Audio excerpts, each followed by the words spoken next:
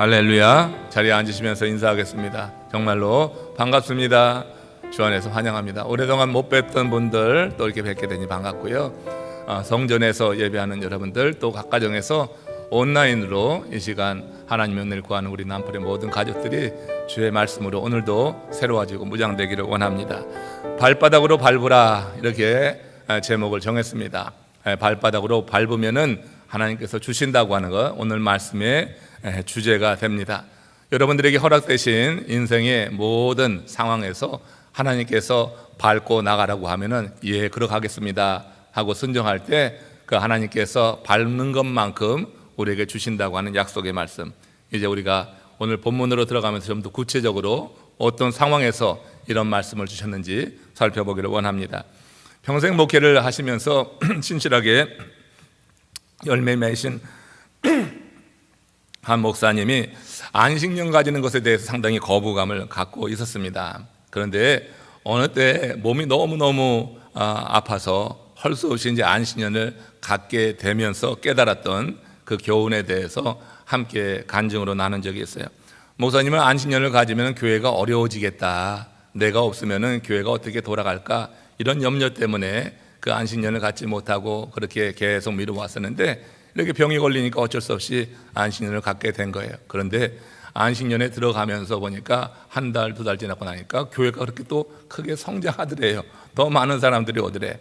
목사님 마음에 좀 섭섭한 생각도 들면서 한쪽 마음에 크게 회개가 되더라고 하는 거예요. 내가 참 교만했구나. 하나님의 교회를 하나님이 이끄시고 하나님께서 부흥시키는 것이지 내라고 하는 존재가 과연 뭐라고 내가 그런 생각을 했는가 하면서 크게 회개했다고 하는 그런 간증을 들어봤어요. 하나님의 교회는 어느 특별한 사역자가 아니라 그를 세우신 우리 주님께서 이끌어 가시는 줄로 믿습니다. 어느 대단한 사역자들이, 어떤 장로님들이, 어떤 권사님들이, 이게 아니에요. 우리 하나님께서 하나님의 교회는 이끌어 가시는 거예요. 우리 코로나 팬데믹을 지나면서 우리 교회가 건전히 서고 또 더 많은 사역을 감당하는 것을 보면서 정말 그런 것을 여러분은 깊게 느끼지 않습니까? 작년 한 해 우리는 더 성장했고 더 많은 일을 했어요. 얼마나 감사한지 몰라요. 하나님의 교회를 하나님께서 치리하시고 하나님께서 이끌어 가신다고 하는 것, 여러 성도님들이 다 공감했으리라고 생각합니다. 하나님은 당신의 일을 사람을 택해서 시행하십니다. 그때 하나님이 보시는 것이 딱 하나 있는데 그의 믿음이라고 하는 거예요. 하나님이 찾는 사람은 개인적으로 탁월한 능력이 있는 사람이 아니라 신실한 믿음의 사람이라 하는 것입니다. 하나님의 일은 능력 있는 자가 없어서 멈추지 않습니다. 하나님의 일은 믿음이 있는 자가 없을 때 멈추는 것이다. 그렇게 여러분 보면 분명히 맞습니다. 이와 관련해서 로마서 4장 2절 3절 말씀을 한번 보시면 하나님께서 아브라함을 이렇게 칭찬하시고 축복하실 때 이런 말씀을 하셨어요. 같이 읽습니다. 만일 아브라함이 행위로서 의롭다 하심을 받았으면 자랑할 것이 있으려니와 하나님 앞에서는 없느니라. 성경이 무엇을 말하느냐? 아브라함이 하나님을 믿음에 그것이 그에게 의로 여긴 바 되었느니라. 바울이 아브라함의 삶을 이렇게 평가한 겁니다. 하나님이 아브라함을 의롭게 여기신 것은 그의 할례시가 아니라 무할례시다. 이 얘기가 무슨 얘기냐면 하나님이 아브라함을 의롭게 여긴 것이 그가 할례를 받은 이후의 문제가 아니라 할례 받기 전에 그가 모리아산에서 아들 이삭을 드리는 그런 믿음을 보시고 하나님께서 그를 의롭게 여기셨다고 하는 거예요. 그러니까 하나님이 아브라함을 의롭다 하신 것은 이런 믿음의 행위에 대한 하나님의 축복이지, 그가 할례라고 하는 어떤 자기 자신의 공로, 자기 자신의 의, 이런 것으로 되어서 하나님이 의롭게 여긴 것이 아니라고 하는 것입니다. 하나님이 우리를 의롭게 여기시는 것은 어떤 행위에 의해서가 아니다. 이 사실을 우리가 분명히 알고 믿어야 될 줄로 믿습니다. 그래서 우리가 하나님께 돌릴 수 있는 최고의 영광은 뭐냐면 하나님이 우리에게 하신 말씀을 믿고 행하는 거예요. 이게 하나님께 우리가 돌릴 수 있는 최고의 영광이에요. 우리가 어떻게 하나님께 영광을 돌리나 이런 생각들 하고 질문을 하는데, 하나님의 말씀을 믿는 것만큼 하나님께 영광을 돌리는 일은 없는 거예요. 하나님은 그것을 가장 기뻐하시는 줄로 믿습니다. 우리가 할례를 받고 안 받고 하는 것처럼 우리가 어떤 공로가 있고 없고가 아니라 우리가 하나님의 말씀을 믿느냐 안 믿느냐, 하나님의 그 말씀을 내가 받아들여서 내 삶의 행동의 지침으로 삼느냐 아니냐, 여기에 따라서 우리 하나님께 영광을 돌리기도 하고 영광을 가리우기도 한다고 하는 것을 꼭 기억해야지 될 것이에요. 오늘 이제 본문 말씀에서 이렇게 하나님의 말씀을 믿음으로 행했던 이 여호수아의 이야기를 듣게 되는데, 오늘 이 여호수아가 이제 모세의 뒤를 이어서 이스라엘의 지도자가 되지 않았어요? 신명기 34장 8절에 보면 이스라엘 백성이 모세를 위해서 30일 동안을 애곡했다고 하더라고요.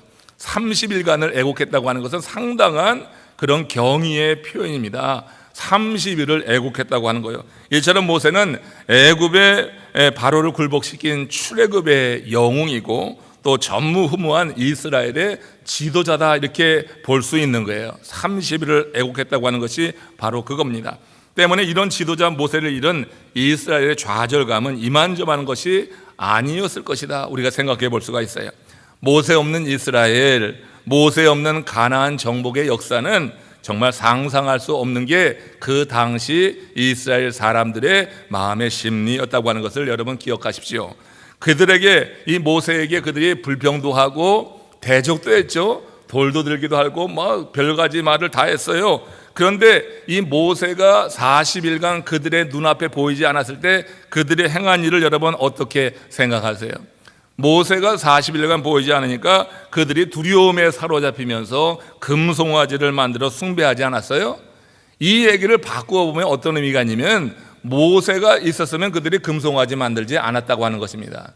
그러니까 그들의 그 두려움을 없애하기 위해서 금송아지를 만들어 우상숭배하는 것처럼 그렇게 모세가 그들에게는 그런 존재였다고 하는 것이에요. 두려움에 사로잡혀 있는 그들에게 모세가 있고 없고에 따라서 그 삶에 상당히 차이가 날 수 있음을 보여주는 것입니다. 그렇게 그들에게 없어서는 안 될 존재로, 그들의 삶을 지탱하는 자로서 모세는 그들 가운데 이제 인식되었다고 하는 거예요. 그러니까 모세가 죽었을 때 그 백성이 집단 멘붕에 빠지는 것은 우리가 상상해 볼 수 있는 것입니다. 자, 그러면은 이 모세의 뒤를 이어서 이스라엘의 리더가 된 여호수아의 그 중압감은 어떨까요? 그러니까 여호수아가 그렇게 힘든 겁니다. 굉장한 일을 이뤄냈던 모세의 뒤를 이어서 그 차기 지도자가 됐던 여호수아는 너무너무 두려웠던 것입니다. 걱정이 됐던 것입니다. 여호수아를 바라보는 그 백성들 또한 불안할 수밖에 없었다고 하는 거예요. 따라서 여호수아는 하나님이 함께 하신 증거를 보여서 그들 위에 지도력을 인정받아야지 됐다고 하는 것이에요. 하나님이 자기를 택하셨고 모세가 또 이 여호수아에게 안수까지 했어요. 그렇지만 분명한 지도력이 입증되지 않으면 그 많은 사람들을 이끌어가기가 쉽지 않은 것입니다. 이에 하나님께서 여호수아를 세우시고 그 이스라엘 백성들에게는 그의 지도력에 따라서 하나님께서 허락하신 그 축복을 실제로 체험하게 하기 위해서 허락하신 명령이 있는데, 그게 여호수아서 1장 3절 4절 오늘 본문 말씀입니다. 같이 읽겠습니다. 내가 모세에게 말한 바와 같이 너희 발바닥으로 밟는 것은 모두 내가 너희에게 주었느니 곧 광야와 이 레바논에서부터 큰 강 곧 유브라데 강까지 해쪽 속의 온 땅과 또 해지는 쪽 대해까지 너희 영토가 되리라. 이 명령은 여호수아를 세우신과 동시에 그 백성들에게 이제 말씀에 순종할 때 나타나는 그 놀라운 그런 경험을 행하도록 하기 위해서 주신 명령이었다고 하는 것입니다. 여기서 하나님이 하신 말씀을 들어보세요. 여러분 유차 말씀드렸지만 하나님은 가나안 땅을 주시겠다고 하지 않고 어떻게 말씀했어요? 주셨다고 했어요. 이건 앞으로 주겠다고 하는 게 아니에요. 아직 요나도 건너지 않았는데 그 가나안 땅을 완전히 주셨다고 하는 것이에요. 하나 조건이 있는데 그게 뭡니까? 그것은 바로 그들이 발바닥으로 밟고 나가야 된다. 하나님이 그들에게 가나안 땅을 주셨다고 하는 이 약속을 믿고 발바닥을 밟고 나가라고 하는 거예요. 그 땅에는 거인족이 있고 두려움을 갖게 할 만한 그런 아주 여러 가지 조건이 있었습니다. 그렇지만 하나님이 그 땅을 이 이스라엘 백성들에게 주었다고 하는 말씀을 받고 그 믿고 발바닥으로 밟고 나가라. 하나님은 가나안을 약속했지만 약속을 믿고 발로 밟고 나가야 그 약속이 이루어질 것이라고 하는 이와 같은 말씀을 주신 것입니다. 발바닥으로 밟고 가는 곳을 준다고 하는 말은 그들이 발바닥으로 밟지 않으면 어떻게 된다고 하는 거예요? 그러면 얻지 못한다고 하는 말과 같은 것입니다. 그러니까 하나님께서 우리에게 비전을 주셔요. 근데 어떤 사람들은 비전만 갖고 있어. 내게 이런 큰 꿈이 있다고 생각을 해요. 그 비전이라고 하는 것은 우리가 실제로 그 비전을 가지고 우리가 할 수 있는 최선의 그런 노력을 경주하게 될 때 그 비전이 이루어지는 거예요. 그러니까 비전이 없으면 이리 가고 저리 가고 우리가 시간을 낭비하고 에너지를 낭비하지만 비전이 있게 될 때는 집중할 수가 있는 거예요. 그래서 작은 능력이라도 우리가 비전이 있는 사람은 그 비전을 향해서 나감으로 얻는 거거든요. 그냥 우리가 생각만 하고서 비전이 실현되는 것은 아닌 거예요.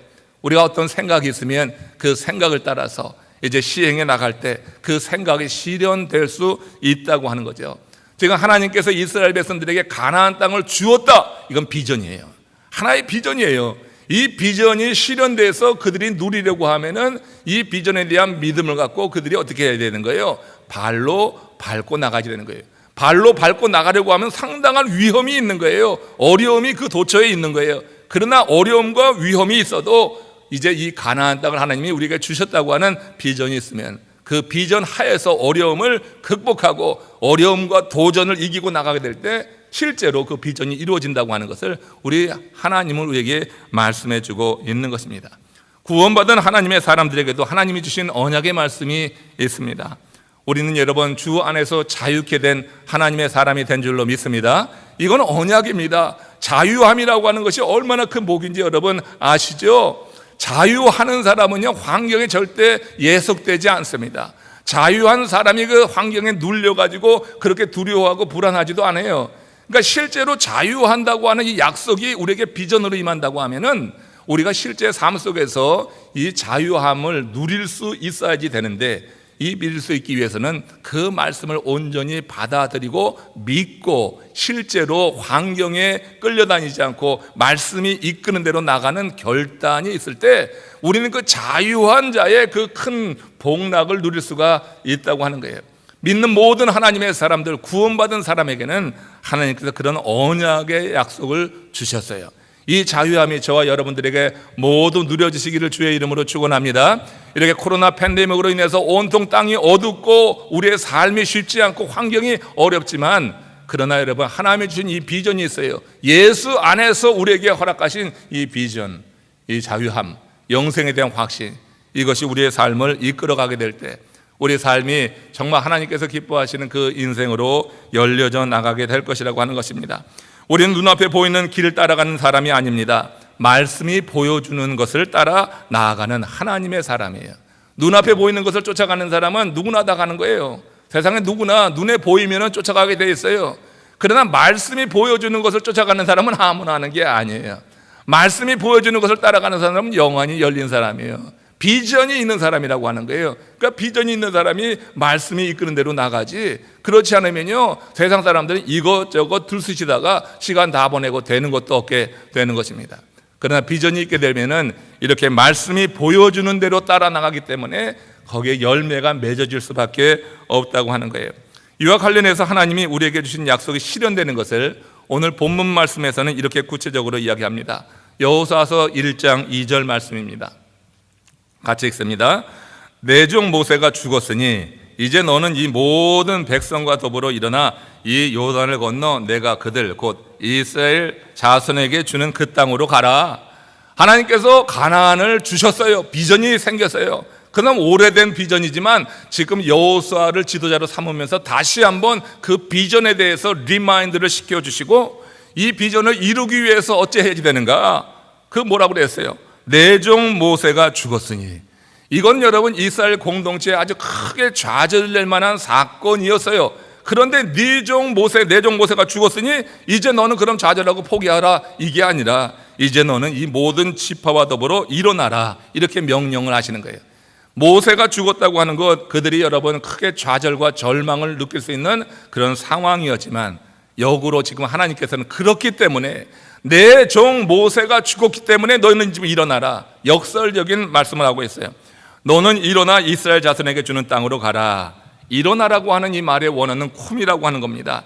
자리를 박차고 일어나라고 하는 것입니다. 저 회당장 야이로의 딸에게 예수님께서 달리다쿰이라고 했어요. 작은 소녀야 일어나라 하는 그런 말과 같은 것입니다.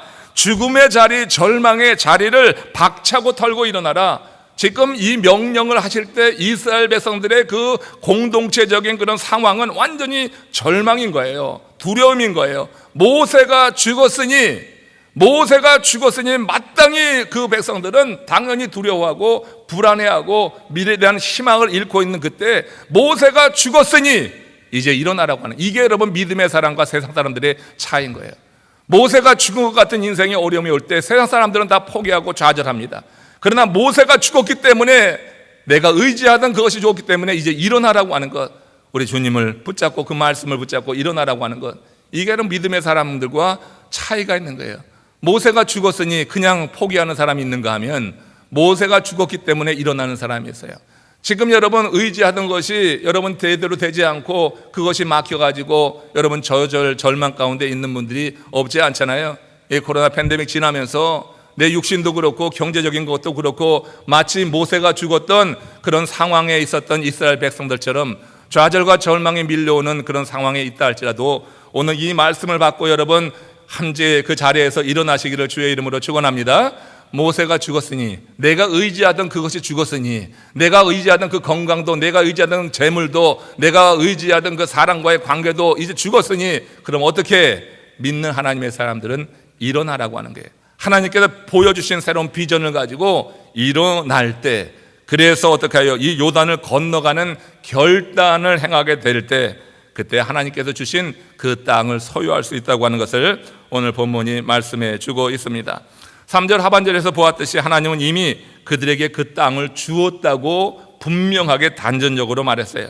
그러나 그 땅이 그들의 실제적인 주인이 되기 위해서 올라가서 땅을 밟는 것은 그 백성들이 해야지 될 일이에요. 하나님 분명한 비전을 심어주셨고, 그리고 실제로 행할 일에 대해서 이렇게 명령을 하셨습니다. 하나님은 그들이 하나님의 약속을 믿고 정착할 땅을 자신들의 손으로 개척하기를 원하신 거예요. 하나님은 도깨비 방망이를 들고 그냥 한순간에 뭔가 우리에게 큰 선물을 주시는 분이 아니에요. 하나님은 비전을 주시고 우리의 손과 발을 통하여서 그 비전을 이루어 나가도록 하시는 분이에요. 성경의 어느 한 부분에 그냥 하나님이 그냥 주시는 분인 거가 어디 있어요? 믿음을 보고 우리의 믿음의 행위를 보고 하나님이 주시는 것이죠. 그래야지 하나님이 주신 것이 아주 소중한 거예요. 나는 아무런 노력도 안 했는데 하늘에서 뚝 떨어진 것 가지고, 그것 가지고 여러분 감사하는 거 오래 가지 못해요. 그러나 여러분 우리가 하나님이 주신 비전을 가지고 열심히 땀 흘려 일하는 가운데 그 비전을 이루어서 그 복을 내가 누리고 있다고 하면 그걸 정말 소중하게 다루게 되는 줄로 믿습니다. 그래서 하나님은 먼저 비전을 심어주시고 그 다음에는 그 비전을 이루기 위해서 우리로 하여금 뭔가 행하라, 이걸 명령하신다 하는 거죠. 그래서 이제 이 모세가 죽었을 때 그 이스라엘 백성의 공동체에 찾아들었던 이런 불안과 두려움에 대해서 하나님은 다시 한번 비전을 심어주시면서 여호수아를 이제 주축으로 해서 그 백성들이 이제 모세가 죽었기 때문에 일어나고 이제 행동할 때라고 하는 것을 심어주고 있는 것을 보게 됩니다. 여러분, 우리의 인생의 비전이라고 하는 것은 이렇게 우리가 열심으로 하루하루 그 비전을 향하여서 나가려고 하는 결단과 우리의 수고와 우리 최선의 노력과 경주를 통하여서 이루어질 수 있다고 하는 것을 생각해 봐요. 지난 24일 수요일입니다. 지난 수요일에 골프 선수 타이거 우즈 하면 다 알잖아요. 타이거 우즈가 큰 교통사고를 당했어요. 차량이 전복돼서 9바퀴인가 10바퀴를 뒤돌고 그 다음에 그 두 다리가 으스러지는 중상을 입었다고 하는 그런 기사를 봤습니다. 회복 속도가 아무리 빨라도 6개월은 걸린다고 하는 정형외과의 소견이 나왔습니다. 그런데 타이거 우즈가 뭐라고 얘기했냐면, 골프 인생을 이렇게 끝내고 싶지는 않다. 어떤 식으로든지 계속해서 골프와 관련된 일을 하겠다고 의지를 표했습니다. 대단한 일이죠. 이 타이거 우즈에 대해서 예전에 그의 그런 열심과 또 그의 최선의 모습에 대해서 칼럼니스트 토머스 프리드먼이 골프와 인생을 비교하면서 이렇게 쓴 글이 있습니다. 골프에서 성공의 많은 부분은 잘 친 공과 못 친 공에 어떻게 대응하느냐에 달려있다. 경기를 중간에 포기할 수도 있고 골프채를 내 던질 수도 있고 캐디 탓을 할 수도 있다. 그런데 이 모든 불평을 하지 않고 잘못 친 공을 그 많은 사람들이 보는 중압감 가운데, 엄청난 그런 압박 가운데 그 잘못 친 공을 그린 가운데로 올려놓는 것은 단지 운이 좋고 체력이 좋아서 그렇게 할 수 있는 것이 아니다. 그것은 끝없는 연습의 결과다. 이렇게 평가한 적이 있어요. 이와 관련해서 골프 선수들 사이에 회자되는 말이, 그런 말이 있어요. 연습을 하면 할수록 운이 더 좋아진다. 운이라고 하는 것은요, 그냥 오는 게 아니다. 연습을 하면 할수록 운이 온다. 여러분, 운이라고 하는 말을요, 이렇게 180도 돌려보면 무슨 말이 되나요? 그건 공이 됩니다. 공. 운이라고 하는 것이 우리가 열심으로 공을 쌓고 우리가 열심으로 준비하고 최선을 다할 때, 그때 운이라고 하는 것도 누릴 수 있는 거다. 이런 얘기가 되죠. 여러분, 하나님께서 지금 이스라엘 백성들에게 그 약속 비전에 대해서 확실하게 다시 한번 리마인드 시키면서, 이제 모세가 죽었으니 이 절망적인 상황에서 어떡할 거냐, 이 절망적인 상황에서 이제 일어나라, 요단을 건너 나아가라, 곧 이스라엘 자손에게 주는 땅으로 가라. 여러분, 노력하라고 하는 거예요. 힘쓰라고 하는 거예요. 하나님 비전을 주고 그 비전을 그들이 아무런 노력도 하지 않았는데 그냥 주는 것이 아니라, 그 하나님의 축복이라고 하는 것은 그 비전에 대해서 믿음으로 받고 우리가 열심으로 준비하고 우리가 노력하게 될 때 그것이 우리에게 실제적으로 이렇게 복을 누릴 수 있게 된다고 하는 거예요. 사람들은 복 받기를 원하는데 그것을 위해 어떤 대가도 치르지 않고 그냥 얻기만 하려고 하는 사람들이 있어요. 그런 사람들이 일확천금을 꿈꾸는 사람들이죠. 그런 사람들이 로또 구하는 것이죠. 어떤 복을 내가 원하는데 그것을 위해서 실제적으로 땀 흘리지 않는 것입니다. 사업의 지경이 넓어지기를 원하는데 자기 발바닥으로 땅을 밟는 수고를 하지 않는 거예요. 많이 돌아다니면서 찾아야 되고 연구해야 되고 해야 됩니다. 근데 그런 거 하지 않고 그냥 사업의 지경만 넓어지기를 구하고 있다고 하면 하나님이 그냥 주시겠어요? 하나님 그렇게 하시는 분이 아니라고 하는 거예요. 하나님께서 우리에게 허락하실 때 이제 우리에게 꿈을 주고 비전을 주고, 그리고 우리로 하여금 열심으로 발바닥으로 밟고 다니는 발품을 좀 팔아볼 줄 알아야지 사업도 잘 되는 것이다 하는 것입니다. 영적인 은혜를 여러분 누리기 원하지요? 그런데 여러분, 말씀을 깊이 묵상하는 시간도 갖지 않고 이렇게 사순절이 되었는데도 기도하지 않고, 우리가 지금 코로나 팬데믹을 지나면서 얼마나 여러분 편리해지고 있어요. 제일 두려운 게 그거예요. 여러분, 믿음을 안 버렸다고 하지만 편리함을 추구해 간단 말이에요. 편리함을. 냄비 속에 개구리처럼 그렇게 되는 것을 모르고 편리해지는 것에 대해서 그냥 여러분 익숙해져 버리는 거, 이거 위험한 일이라고 하는 것입니다. 영적인 복을 누리길 원하십니까? 정말 여러분 영적인 복을 누리시길 원하십니까? 그런데 여러분, 우리는 그 노력을 하지 않는 거예요. 말씀 여러분 깊이 보지 않는 것이고, 기도하는 시간에 대해서 그렇게 아까워하는 거예요. 얼마나 많은 시간이 있는데, 요즘 같은 때 코로나 팬데믹으로 인해서 시간이 얼마나 많이 있는데, 집에서 그 시간들 여러분 어떻게 보내고 있는가 도전을 합니다. 여러분, 영적인 복, 그 신령한 복을 누리려고 하면 그만큼 많은 시간 말씀을 깊이 묵상하고, 우리가 하나님께 드리는 기도의 시간도 갖지 않고 그냥 여러분 영적인 복만 원한다고 기도한다고 되느냐고요. 많은 이들이 생각만 하지 도전하지도 않고 개척하지도 않고 그저 영광만 얻기를 원하는데, 이에 대해서 여러분 데살로니가 3장 10절에 보면 사도 바울이 책망합니다. 누구든지 일하기 싫어하거든 먹지도 말라. 어떤 영광을 얻으려고 하는데 그것을 여러분 위해서 노력하지도 않고 그렇게 여러분 얻기만 하는 그런 심보는 옳지 않다 하는 거예요. 하나님은 그 백성에게 가나안 선물을 주겠다 하면서 그들의 결단과 헌신을 요구하시는 거예요. 가나안이라고 하는 거 그들이 여러분 개척하지 않은 땅입니다. 그 이방진 족속들이 와서 거기서 땅을 일군 땅입니다. 그걸 하나님이 그들에게 선물로 준다고 하는 거예요. 근데 그들에게 그냥 애따 하고 거기에 있었던 모든 이방 족속을 다 몰아내고 그냥 선민 이스라엘 백성들 거기다 딱 갖다 들여앉은 게 아니라고 하는 거예요. 그 땅을 소유하려고 하면은 일단 요단을 건너야 되고, 그 요단을 건너서 여리고성을 만나고 아이성을 만나고 거기에 있는 많은 아말렉 족속, 아말리 족속, 여러 거인 족속과 대항하면서 거기서 여러분 개척해 나가야 되는 거예요. 하나님은 비전을 주셨지 그걸 그냥 그들에게 공짜로 주지 않았어요. 그들이 수고해야지 그것을 얻게 될 때 소중한 줄 아는 거예요. 내가 아무런 노력도 하지 않고 수고도 하지 않고 어떤 것을 얻는다고 하는 것은 이건 우리를 망치는 거예요. 우리를 정말 망치는 것이에요. 아무런 수고도 하지 않았는데 내가 이런 일확천금을 얻었습니다. 이건 여러분 어리석은 소리예요. 일확천금이라고 하는 것은 믿음의 사람들에게 기대할 것이 아닙니다. 우리 노력하고 수고하되 하나님이 보여주신 비전에 따라서 손과 발을 움직이면서 노력하고 비전 나갈 때 하나님께서 우리의 삶을 보시고 하나님께서 축복하시는 줄로 믿습니다. 그렇게 이루어지는 복이 진짜 가치 있는 복이 되는 거예요. 사무엘상 2장 3절에 보면 이런 말씀이 있습니다. 같이 읽어봅시다. 여호와는 지식의 하나님이라 행동을 달아 보시느니라. 우리 주님께서는 지식의 하나님이 모르는 게 없어요. 하나님 모든 걸 다 아시는 거예요. 우리가 말씀대로 행하는 부분만 아는 것이 아니라 우리 육신의 눈에 가려져 있는 우리의 내면도 아시는 거예요. 지식의 하나님이라고 하는 것은 모르는 게 없는 하나님이에요. 하나님 모든 것을 다 아시는 하나님이에요. 겉으로 드러나는 행위, 사람들에게 보이기 위해서 하는 행위, 이것도 아시지만 우리 내면의 생각까지도 아시는 분이다. 그러므로 여러분 일확천금 어떤 요행 바라는 것 정말 어리석은 인생이에요. 하나님 그거 원치 않으십니다. 로또 사지 말고 열심히 땀 흘려서 로또를 만들 수 있길 바랍니다. 열심히 하나님이 주신 비전을 가지고 그렇게 살아감으로 인해서 하나님께서 우리에게 주신 비전이 이루어지는 그때 그것이 얼마나 가치 있는 거예요. 그것으로 인해서 우리가 하나님께 영광도 돌리고 또 많은 이들에게 선한 일도 할 수 있고 그런 거 아니겠어요? 우리는 세상 사람들이 모두 그렇게 산다 해도 그런 것을 쫓아가지 말아야지 되는 것입니다.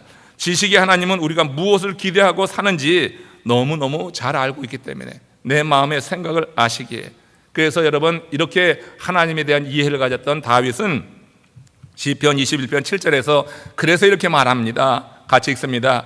왕이 여호와를 의지하오니 지존하신 이의 인자하심으로 흔들리지 아니하리라. 여러분 목동 시절에부터 왕이 됐을 때까지 다윗의 마음에는 지존하신 하나님께서 아신다고 하나요. 하나님은 지식의 하나님이다. 그래서 이 다윗은요 중간중간 좀 헛발질도 하기도 하고 실수도 했지만 그의 전체 인생을 대보다 보면은 정말 이후대 왕 가운데 가장 위대한 왕이었어요. 죽을 때까지 하나님 앞에 신실하려고 했습니다. 중간에 한두 번 실수는 있었지만 마지막 때까지 변함없이 여호와 하나님을 의지했던 왕은 이 다윗이 유일한 것 같아요. 왕이 여호와를 의지하오니, 왕이 되어서 권세도 갖고 물질도 갖고 이제 여러 가지 많은 것을 행할 수 있는 그와 같은 능력도 있지만 지금 다윗은 왕이 여호와를 의지하오니, 이거 얼마나 멋져요. 여러분들이 이 세상에서 출세를 해서 정말 그냥 위대한 일을 이뤘다고 할 때 그 자리에 이르러서도 내가 여호와 하나님을 의지합니다, 이런 고백이 된다고 하면 지식의 하나님이 그 중심을 아시고 그 높은 자리를 유지케 하시고 그 자리에서 더 큰 일을 이룰 수 있도록 그렇게 하나님께서 역사하실 줄로 믿습니다. 시인 다윗처럼 우리도 여호와를 의지하며 살아야지 됩니다. 이는 하나님의 역사를 기대한다고 하는 거예요. 내가 하나님을 의지한다고 하는 것은 하나님의 역사를 기대하는 거다. 하나님의 역사는 내가 정한 시간에 임하는 것이 아니라 하나님이 정한 시간에 임하는 거예요. 따라서 여호와를 기대하는 자는 약속의 말씀을 붙잡는 것이 전제됩니다. 여호와를 기대한다고 하면서 말씀에 대해서 관심도 없고 말씀에 대해서 우리가 크게 의지하지 않는 것은 말이 되지 않아요. 여호와를 의지하는 자는 말씀을 붙잡는 사람이에요. 그래서 말씀을 붙잡고 있기 때문에 환경이 어려움에도 소망을 잃지 않아요. 말씀은 그런 겁니다. 하나님의 말씀은 우리 환경을 이겨나가는 능력을 줘요. 그래서 어려운 환경 가운데도 소망을 갖게 하는 거예요. 그러고 보면 우리가 하는 일이 형통하느냐 그렇지 못하냐 하는 것은요, 우리가 하는 일의 전문성에 달려있는 것이 절대 아닌 거예요. 내가 전문가이기 때문에 이 일을 잘한다 이렇게 생각하면 상당히 교만한 거예요. 여러분, 우리가 하는 일에서 우리가 잘 되고 못 되느냐 하는 것은 우리 하나님께서 그 일을 축복하느냐 축복하지 않느냐에 달려있는 줄로 믿으시길 바랍니다. 내가 전문가이기 때문에 내가 하면 뭐든지 다 돼, 이건 얼마나 교만한 일인지 몰라요. 하나님이 축복하시면 되고 하나님이 축복하지 않으면 막힌다고 하는 그런 믿음의 고백을 가지고 우리 주님을 의지하기를 주의 이름으로 축원합니다. 하나님께서 축복하시면 되는 거예요. 그러나 하나님이 막으시면 어쩔 수 없어요. 이와 관련해서 자주 인용되는 말씀이지만 창세기 26장에 하나님이 이삭을 축복하신 내용을 보세요. 같이 합독하겠습니다. 12절 13절입니다. 이삭이 그 땅에서 농사하여 그의 100배나 얻었고 여호와께서 복을 주심으로 그 사람이 창대하고 완성하여 마침내 거부가 되었다. 유목민이 이렇게 창대하여 거부가 됐는데 100배의 복을 받았는데, 유목을 해서 100배의 복을 받은 게 아니라 뭘 해서요? 농사를 해서. 그러니까 여러분, 이 전문성과 상관이 없는 거예요. 하나님께서 복을 주심으로. 그렇잖아요. 하나님이 복을 주시니까 그 사람이 창대한 거예요. 그 사람이 무슨 일을 하더라도 하나님이 축복하시고 복을 주시면 되는 거예요. 그러나 내가 전문성이 있어가지고 그건 내가 지식 믿고 행하다가요, 오히려 막히는 경우 많이 있어요. 하나님이 복을 주시면은 되는 거예요. 그게 복 받는 거예요. 우리가 하나님이 우리에게 이렇게 축복하시면은 내 일이 되는 거고, 그렇지 않으면은 막힐 수 있다고 하는 겸손한 마음을 가지고 하나님 앞에 있을 때, 우리 하나님께서는 우리의 상상을 초월해서 역사하시는 분이다. 일이 되고 안 되는 것 전적으로 주께서 그 일을 축복하느냐 그렇지 않느냐에 달려 있어요. 일 되시는 분, 여러분 되시는 대로 하나님께 감사하시고, 안 되시는 분은 안 되는 대로 말씀을 통해서 깨닫고, 우리가 정말로 하나님을 더 의지하는 것. 왕이 여호와를 의지하오니, 다윗 얼마나 멋져요. 그 높은 지위에 올라가서도 왕이 여호와를 의지하오니. 그러니 하나님이 축복을 안 하십니까? 그러니까 하나님이 축복하시면 일이 되는 거고, 그렇지 않으면 좀 막히고 오랜 동안 연단의 시간을 가질 수도 있다고 하는 것을 우리는 생각해 봅니다. 조실부모하고 부모에게 물려받은 논 5마지기 가지고 겨우 농사 짓고 살던 만석이라고 하는 청년이 있었어요. 옛날 이야기예요. 이 만석이라고 하는 청년이 그 5마지기 가지고 농사를 짓는데, 그에게 삼촌이 있는데 이 삼촌이 이제 노름쟁이에요. 도박꾼이에요. 그 만석을 꼬여가지고 5마지기를 팔아가지고 도박장으로 달려갔는데 다 날려버리고 말았어요. 만석은 이제 의지할 데가 아무것도 없어요. 그래서 부잣집에 이제 머슴으로 들어가서 세경을 받으면서 종살이를 하게 되는데, 3년 동안 이 세경을 받고 종살이 하던 근데 그 주인이 또 속여가지고 3년 후에 그를 내쫓으면서 반도 안 되는 정말 적은 돈을 줘서 내보냈습니다. 그 돈으로 할 수 있는 것이 그저 더 가파른 땅을 조금 사가지고 농사 짓는 정도가 됐어요. 천성이 워낙 성실했던 이 만석이 그 땅에 콩을 심고 밤낮으로 일궜습니다. 5년 만에 아주 크게 그 농사가 잘 됐어요. 콩줄기가 그냥 산더미가 될 만큼 됐습니다. 이제 이 콩줄기가 산더미 된 것이 마르기만 하면은, 이제 타작을 하면은 굉장히 많은 콩을 얻어서 시장에다 갖다 팔면 이제 큰 돈이 될 수 있는 그런 때였어요. 근데 이게 웬일이에요? 대낮이 되었는데 번개가 친 거예요. 그러더니 그 콩더미를 다 불태우고 말았습니다. 정말로 억울하고 너무너무 이제 실망한 이 만석이 잿더미 위에서 짐승처럼 울어대는 것입니다. 버버치도 살 만큼 착한 만석에게 계속해서 연이어 재난과 고난이 찾아오는 거예요. 생각도 못한 이 만석이 목을 맸습니다. 근데 목을 맸던 줄이 끊어진 거예요. 그래서 죽지도 못하는 거예요. 그렇게 죽음에서 돌아온 이 만석이 이제 죽을 각오를 하고 살자 생각을 고쳐먹게 되었습니다. 그때쯤 한 노인이 그의 집을 방문했습니다. 그러더니 그 다 타버린 그 콩 한 자루를 사겠다고 하면서 그것을 가져가면서 돈자루를 던져 주었어요. 그 노인이 지나간 이후에 그 돈자루를 열어보았더니 생콩 한 가마니에 해당되는 그런 거액이 거기에 담겨 있었습니다. 후에 알고 보니까 벼락 맞은 그 새까맣게 탄 콩은 욕창에 좋고 등창에 좋고 나병에 아주 특효라고 하는 그런 일이 알려지게 된 거예요. 그러면서 노인이 다녀간 이후에 전국의 명의들이 그 집을 다 찾아와서 그 새까맣게 탄 콩을 엄청난 가격을 주고 다 사가게 된 것입니다. 평생 성실하게 살아온 만석, 하다 벼락까지 맞았지만 그 일이 전화위복이 된 거예요. 변함없이 성실하게, 내게 재난이 오고 어려움이 온다고 자신의 삶에 대해서 남을 탓하고 불평한 게 아니라 성실하게 일했던 그에게 이렇게 전화위복이 됐어요. 만석은 콩장사를 해가지고 돈을 벌겠다고 하는 계획은 막혔어요. 그렇지만 하늘이 도우니 전문 지식이라고는 전혀 없는 약재상이 되어서 거부가 되었다. 이삭이 농사를 지어서 100배의 수확을 얻어 거부가 되었다고 하는 얘기를 생각할 때마다 이 옛날 이야기가 생각납니다. 내 전문성과 상관없는 거예요. 우리가 하나님이 우리를 축복하시고자 하면은 우리 전문성은 별로 의미가 없어요. 어떤 방식이든지 하나님은 우리를 되게 하시는 줄로 믿습니다. 우리가 하나님과 좋은 관계만 유지하고 있으면 돼요. 아무리 어려워도 하나님이 내게 심어주신 비전을 가지고 내가 하나님 안에서 주 안에서 자유하다 하는 이런 비전을 가지고 환경이 변해가도 그 자유함을 놓치지 않고 끝까지 주 안에서 우리가 견디고 우리가 할 일을 또한 행해 나가게 될 때 하나님께서는 우리의 삶에 이런 대반전을 이루어 주실 수 있는 분이다. 끝으로 로마서 5장 1절이 이와 관련해서 우리에게 중요한 의미가 있습니다. 우리가 믿음으로 의롭다 하심을 얻었은즉 우리 주 예수 그리스도로 말미암아 하나님과 더불어 화평을 누리자. 저는 이 말이 너무나 좋아요. 하나님과 더불어 화평을 누린다고 하는 게 이 얼마나 큰 복이에요. 아니 우리 같은 이가 어떻게 하나님과 화평을 누려? 세상에 별로 감동도 없는 것 같으신데 그래도 여러분 한번 가만히 생각해 보세요. 하나님과 화평을 누린다고 하는 게 얼마나 큰 복이냐고요. 근데 하나님과 화평을 누리기 위해서 어떻게 돼? 우리가 의롭다 하심을 얻어야 되는 겁니다. 근데 의롭다 함을 어떻게 얻어요? 믿음으로. 믿음은 뭐예요? 하나님을 믿음으로. 하나님을 믿는다고 하는 말은 더 구체적으로 뭐예요?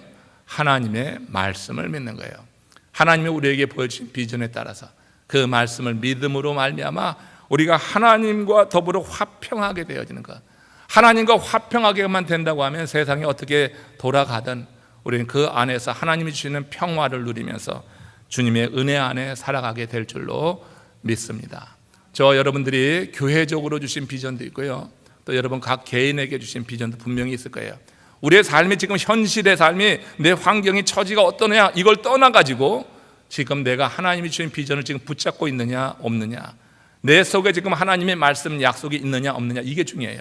그 말씀을 여러분 붙잡는 가운데 여러분들이 성령 안에서 그 말씀의 기초에서 성령이 여러분들에게 행하라 하신 그 모든 일들을 오늘 시행해 나간다고 하면 여러분 누가 알겠어요? 우리라고 왜 하나님이 복 주지 않겠어요? 하나님의 영광을 위해서라도 우리에게 하나님께서 우리가 절고 해보지 않았던 그런 일들을 통해서도 하나님께서 우리의 길을 펴실 수 있다고 하는 이 사실을 믿고 여러분들이 어려운 시기에 절망과 좌절하지 말고 모세가 죽었으니, 모두가 다 절망할 수밖에 없는 그 상황에서 모세가 죽었으니 일어나라, 그리고 요단을 건너라, 그리고 내가 너에게 줄 그 땅으로 가라 하신 이 명령을 따라서 여러분 정말 많은 사람들이 힘들어할 그때 여러분은 이 말씀을 붙잡고 일어날 수 있는 솟구쳐 오르는 하나님의 사람들 되시기를 주의 이름으로 축원합니다. 우리 다 같이 고개 숙여서 기도하시면서 그런 은혜를 하나님께 구합니다. 하나님이 도우실 때 그와 같이 우리가 되어질 수 있습니다. 우리 다 같이 합심으로 기도하시면서 주의 은혜 가운데 거해 나갑니다.